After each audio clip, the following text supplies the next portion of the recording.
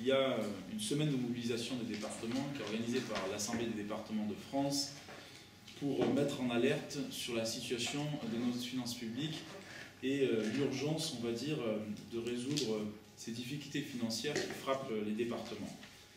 Bien sûr, les dotations de l'État baissent pour toutes les collectivités territoriales.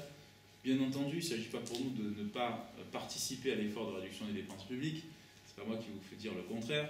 Il ne s'agit pas non plus de pleurer dans les chaumières. Il ne s'agit pas non plus d'être nombriliste dans la manière dont on voit les choses. Il s'agit simplement de lancer une alerte qui est une alerte importante dans une collectivité territoriale qu'est le département, qui a des spécificités. Et l'une de ces spécificités, c'est que la moitié des dépenses de fonctionnement du département, ce sont des dépenses à caractère social. Et que ces dépenses sociales, elles augmentent. Elles explosent dans certains départements, elles augmentent fortement chez nous. Et donc, on a un effet ciseau qu'aucune autre collectivité ne connaît, c'est-à-dire qu'on a une baisse des dotations, et en même temps, on a une montée en charge des dépenses.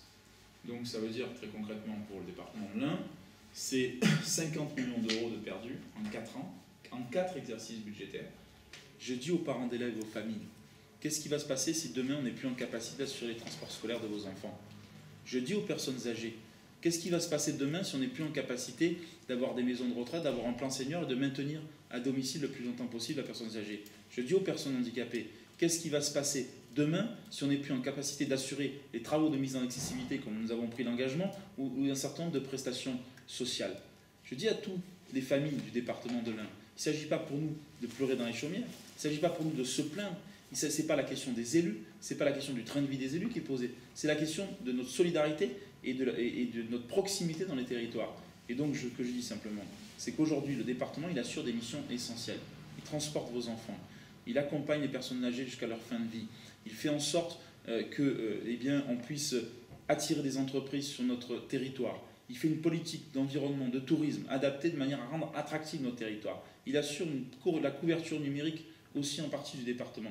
Je dis simplement que toutes ces missions, ce sont des missions de proximité qui sont essentielles, qui reposent sur le vivre ensemble, et que je ne serai pas le président qui voudrait qu'on remette en cause le vivre ensemble uniquement pour des raisons d'asphyxie financière et budgétaire. Donc je préfère alerter et avertir en amont plutôt que jouer les pompiers en aval.